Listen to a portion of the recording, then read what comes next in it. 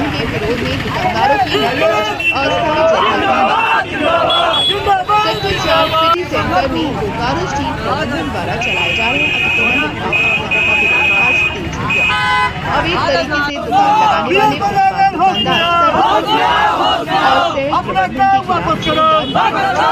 दुकानदारों का कहना है कि बिना वैकल्पिक व्यवस्था के उनकी रोजी रोटी छीन ली गई है, जिससे बेरोजगारी और भविष्य में अपराध बढ़ने की आशंका है।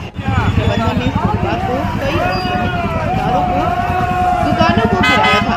मंगलवार को हटाए गए बर्वेज वायर से गिरा था, जिसके विरोध में दुकानदारों ने कहा कि वे चाहेंगे कि प्रबंधन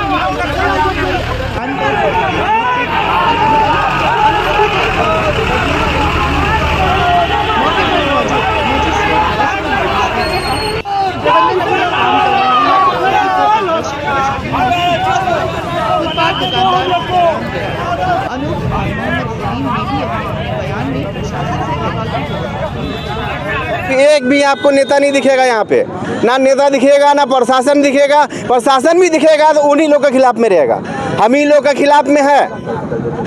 चाहे आपका शेखावत है, चाहे जो भी है, यहाँ के जितने भी प्रबंधन है, सभी को हम ये कहना चाहते हैं कि आप इस जगह को लीजिए, मना नहीं कर रहे कि आप मत लीजिए, मगर हमें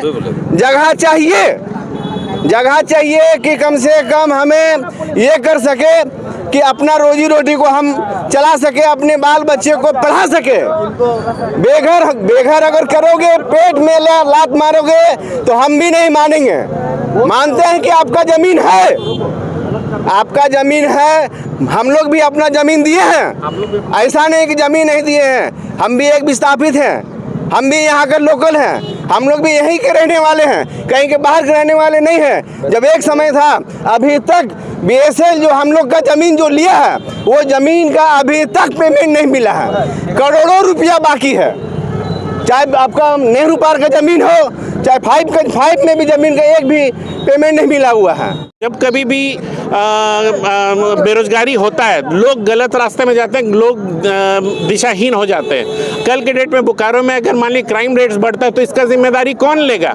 इन्हीं ऑफिसर्स, इन्हीं ऐसे घरों में एक समय ऐसा होता था कि लोग जो है मतलब कि चोरी बढ़ जाता था। लोग कोई अपना घर में मतलब कि सेफली अपने घर को लॉक करके अपने घर से एक किसी फंक्शन पार्टी में नहीं जा पाते थे। यहाँ लोग पार्टी में जाते थे और लोग मतलब कि चोरी कर लेते। तो मुझे लगता है आने वाले दिन में फिर से यही चीज़ जो कि बोकारो में ख़त्म हो चुका था, आज के आने वाले दिन में फिर से शुरू हो जाएगा।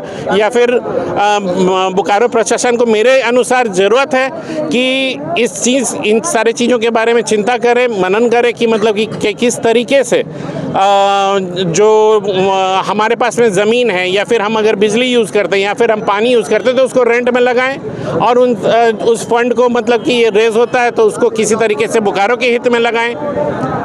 हम लोग को आज 4 दिन पहले सर नोटिस मिला था कि दुकान हटा लीजिए।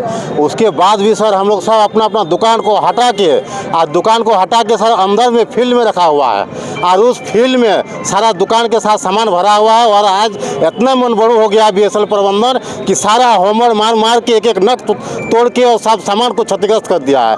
इसकी एवज में हमको क्या चाहिए? हम लोग सर गरीब आदमी है, फुटपाथ में रहते हैं, विकलांग आदमी है। देखिए सर मेरा पैर में विकलांग है, वो मेरा 3 दुकान बर्बाद कर दिया है। आप बोलिए हम लोग क्या करें, कहाँ जाए?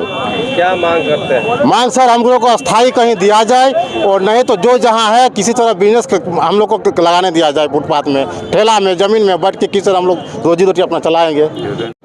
अभी जो है बस फेंसिंग का काम चल रहा है ना, कोई तोड़फोड़ करना नहीं अभी। और जो भी ऊपर से आदेश आया है मतलब प्रशासन की तरफ से है कि कोऑपरेट करना है, पब्लिक को दिक्कत नहीं होना चाहिए, है ना। क्या आदेश क्या आया? अभी जो है बस फेंसिंग करना है, तोड़ना नहीं है। TA डिपार्टमेंट के रिक्विजिशन पे जो जजमेंट आया था उसके आधार पे कार्रवाई किया गया था।